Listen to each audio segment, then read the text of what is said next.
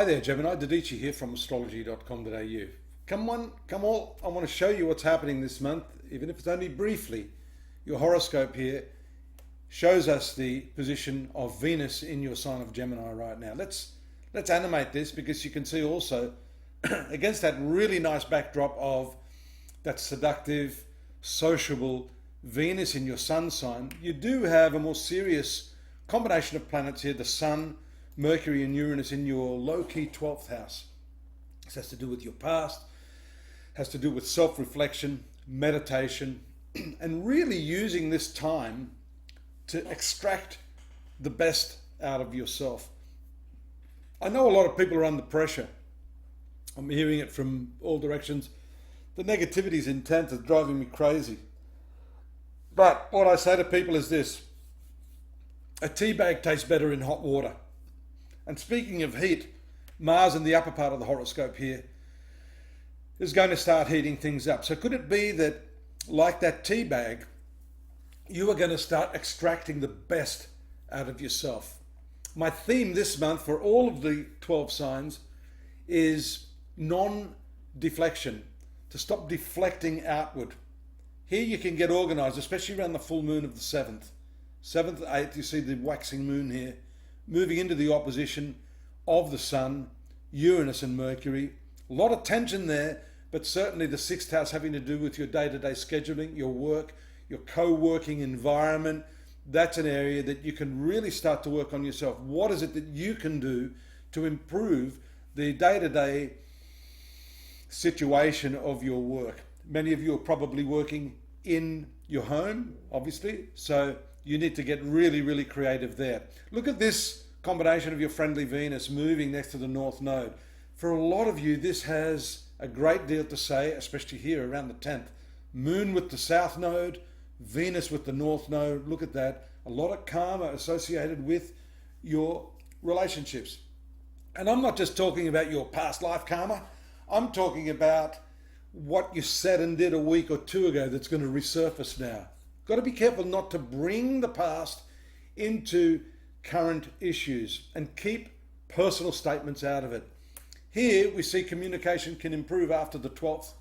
That's due to this movement of your ruler Mercury into your sun sign, and here you've also got this intense 8th house, 9th house, Pluto, Jupiter, Saturn conjunction of the moon. Again, a lot of deep intuitive work going on here, transformative work.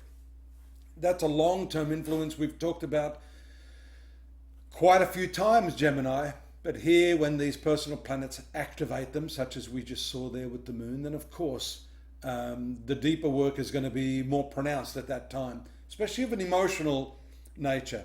Look also here, moon transiting the 10th house position of Mars, just around there, middle of the month. Mars gets what we call directional strength in this southern part of your horoscope. This is the south of the chart.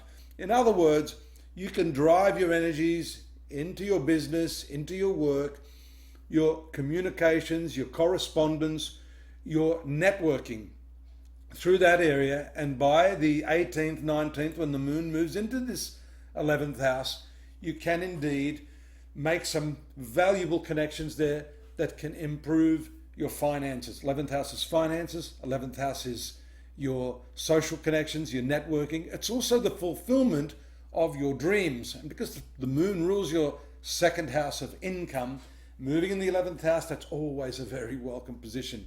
Not so when it moves to the 12th house here. And it's interesting because that can stimulate thoughts of the past. It can stimulate you to be distracted and to deflect. It's better to stay within yourself during this 2-day period and ready yourself for that new moon that is going to take place here in your sun sign. Have a look there. Mercury having already made its move deep into the sign, making a lovely conjunction with Venus, one of the nicest combinations. You can really get what you want. Even if there's a bit of tension here between Mars, as you can see it up here in the 10th house, you can still get what you want on this new moon of the 23rd. As this is all about changing your personality, the way you approach the world, the way people see you too. Don't be afraid to mix things up. Don't be afraid to get out there and try different things. Nothing ventured, nothing gained. So they say. And here you can see that strong focus of planets on your sun sign of Gemini. And so it's important to use that energy. How are you dealing with the influx of energy? Contain it. That's the other key word this month. Self-containment. It's very important that while the North Node is just about to exit, my apologies, it actually has exited because it moves in the reverse direction.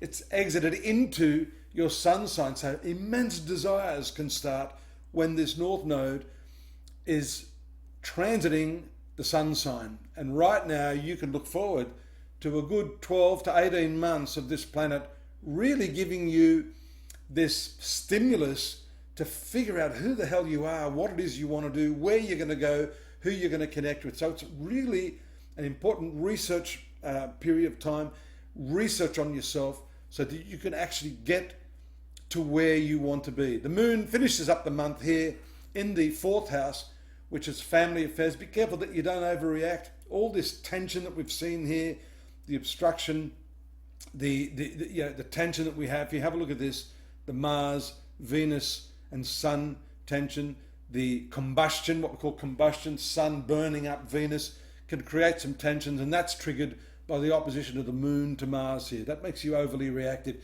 So just button it, sit quietly, meditate, don't deflect. That's the key this month. Go into yourself. And until next month, try to, work on yourself a little bit more. Subscribe, folks. Don't forget to join me at astrology.com.au. I've got the weekly horoscopes up there.